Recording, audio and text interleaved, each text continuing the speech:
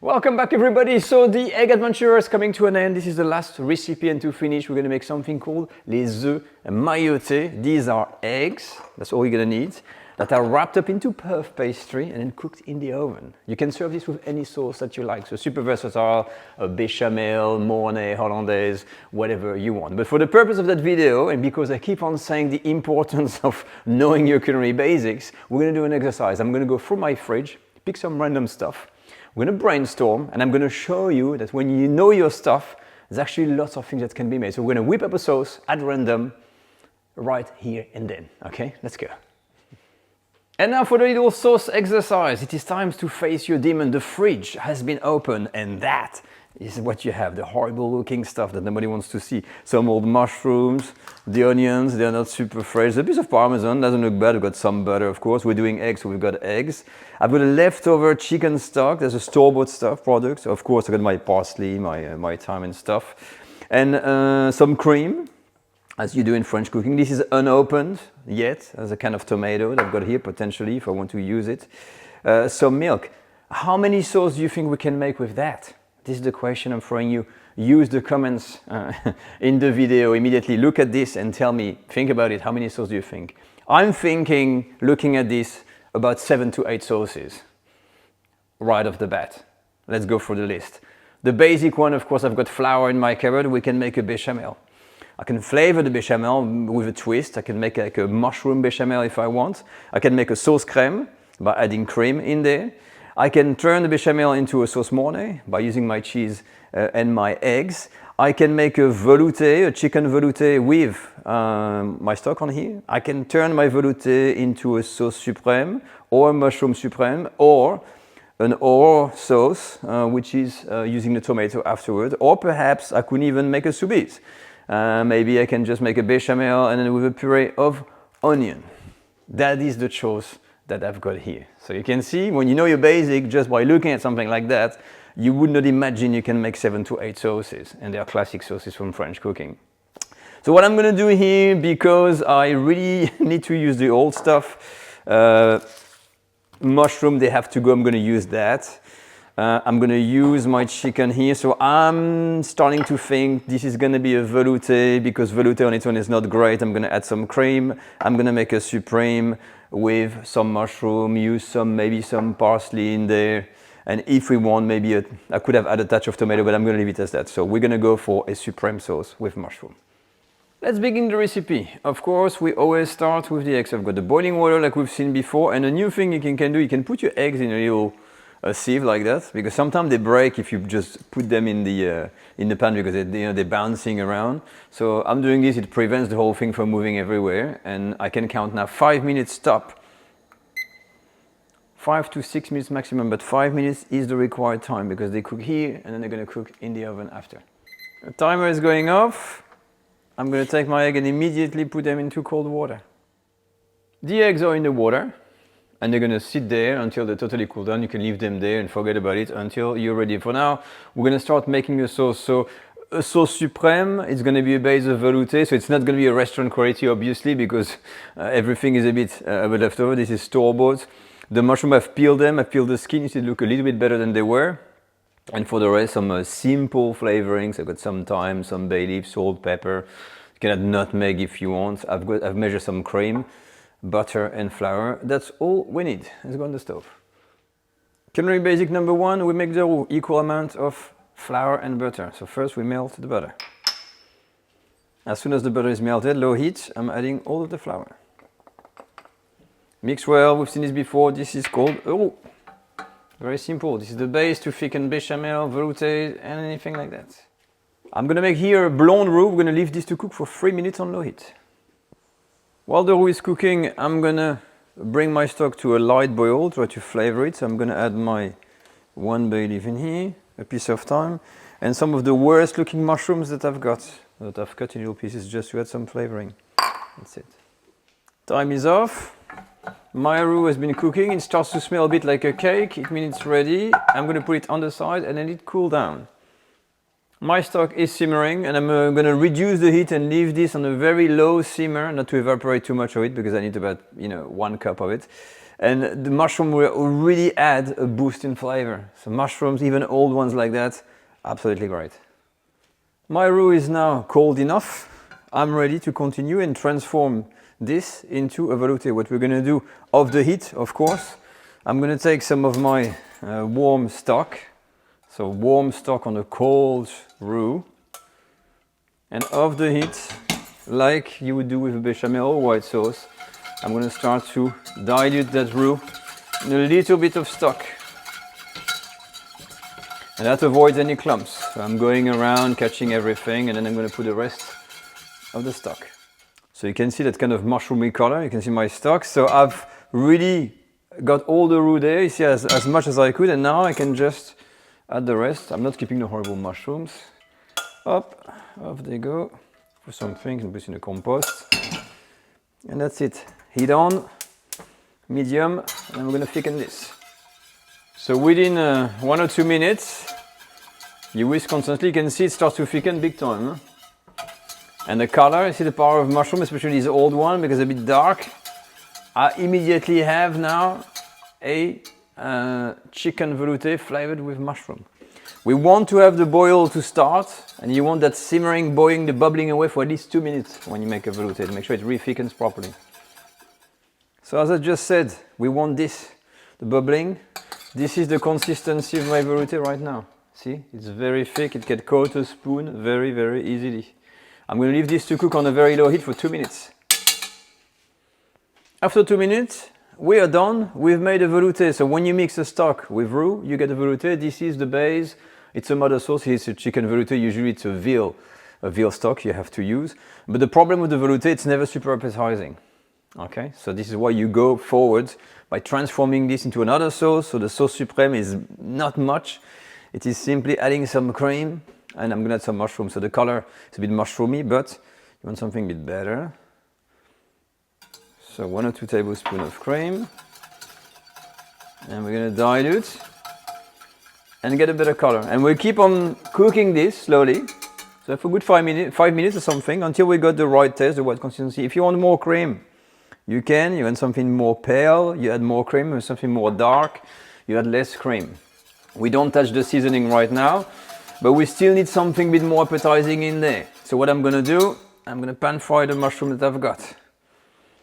So there we have it, my mushrooms are ready. I clean my pan to show something a bit nice. You see my suprême here is quite thick. I want something quite thick for our preparation. But now, what can we do? We can add some flavoring. So I'm adding some parsley. You could use tarragon if you want, if you don't use mushroom. So you get some texture. And of course, I've got my mushrooms. So even though we're working with leftovers and all the stuff from the fridge, we're trying to get as close to the original as possible to still get something decent.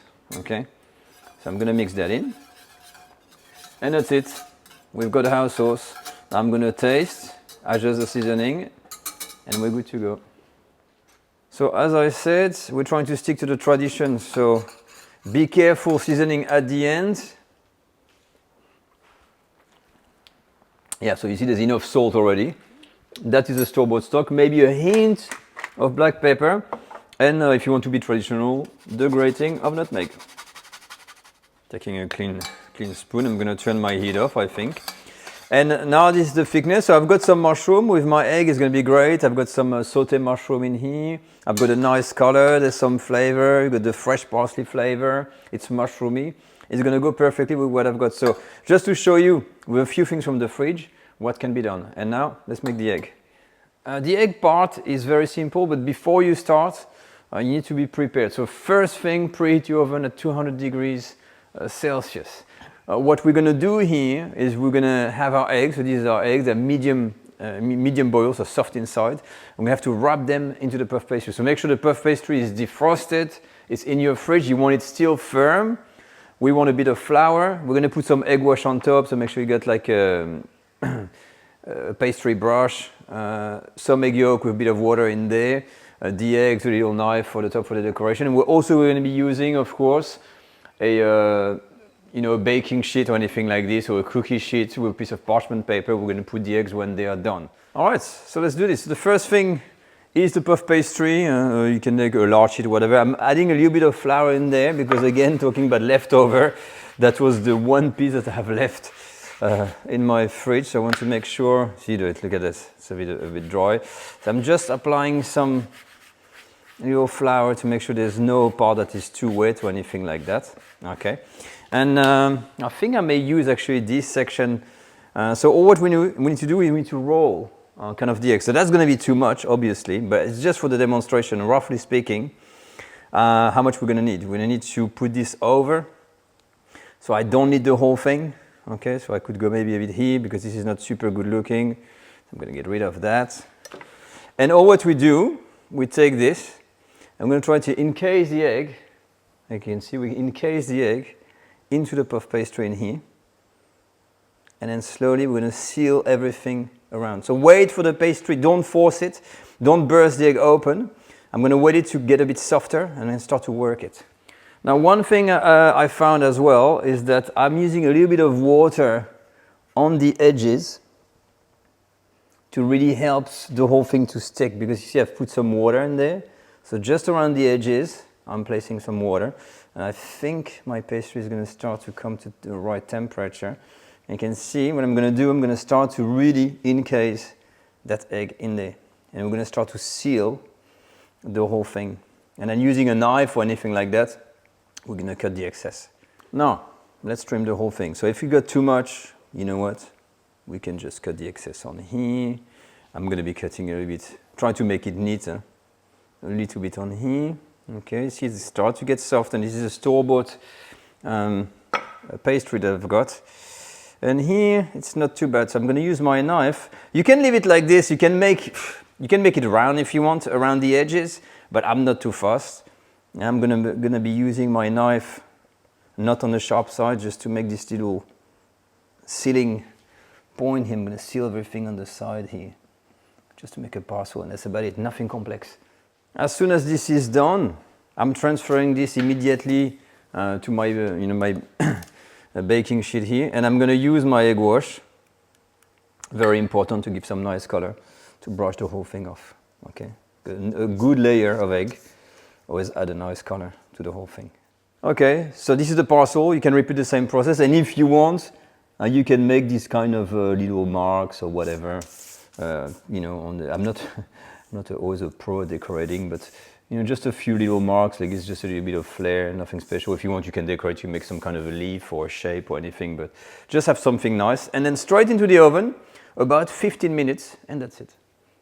15 minutes have passed and my parcel is out of the oven. So as you can see, it's puffed nicely. You could put it maybe for 13 minutes. As soon as basically the puff pastry is puffed and colored, it's enough. Okay, so I'm going to leave it to cool down a little bit. And what we're going to do then, I'm going to cut it open. You don't have to, you can serve it like this in the plate as a bit of a surprise parcel. But I want to show you how it looks inside. Then we're going to plate, put the sauce and dig in. Moment of truth, the cutting. I hope I'm cutting the right way here. And I want to show you the inside. As I said, you don't have to do this. I've tested it before, it worked. And we should have some kind of a hard-boiled egg in case in the puff pastry. So let me try to very, very gently go through this. Wow. And there we go, look, it's not overcooked. Ta-da! So these are called les Oeufs Maillotés, so the encased eggs. And all what's left to do now is the plating. So I'm going to grab a plate, I'm going to pour some sauce, put this on, some decoration, and then time for the tasting. So here we are. Just put some sauce in there, a good dollop of sauce, a bit of decoration, and you stack the eggs. But how do we approach this? And I'm starving. I'll remove the decoration, put this on the sides, and go away, parsley. And yeah, we've got a choice. I guess you could go with your hands and get, what should I go? Like, it's going to be sticky because it took some time to put that piece of puff pastry on here. So, piece of egg, puff pastry, supreme sauce. Whoa, this is going to be indulgent. The egg. Again, that sauce is going to be a little bit coarse, it's going to be thick. And you can add more cream when you warm it up. But the puff pastry with the mushroom, that kind of creamy sauce already, it's divine. Huh? It's simply, I'm always stunned by this cuisine that's from the 1900s. Can you imagine? That's what they were eating. Needless to tell you, this is tasty. But I love the combination where you get the sauce, you know, the puff pastry with the eggs. You've got different type of texture, of taste, and it all combines together. And of course, you know, buttery puff pastry rolled into a sauce, and this is like a chicken suprême sauce. So you get mushroom taste, the chicken stock, the cream, all the flavor is in there. It's an explosion of flavor, beautiful. I am so happy to really end up this egg adventure series with that recipe, really an old one actually, really from the 1900s, because I absolutely love to revive this old classic. And when I looked at this on paper, I thought, well, I'm not sure about that, you know, but then you make it and it's insane. So the sauce, as I said, can be anything you want. It doesn't have to be a supreme sauce. It can be a simple Béchamel, it can be a Mornay. Imagine a way to read your breakfast, like a pound of hollandaise sauce, for instance, with your eggs in there in the puff pastry. And you can make this for 1, 2, 3, 4, 5. It's actually quite easy. Once you got the sauce, you have your eggs, you encase everything, put this in the oven, 15 minutes is spot on. And it looks, honestly, so different than I've never been served anything like this. I've never seen anything like this got here. But that completes our series on the egg. I hope you enjoyed it. We're gonna resume the normal filming that you usually do with recipes, with technique. And I hope you're gonna join me again for all this thing now. Please use the comment section to tell me what you thought about that series, about the recipes, what were your favorite, that sort of thing, because I always like to hear about this. Okay, I'll see you all next time. Take care all. Bye-bye.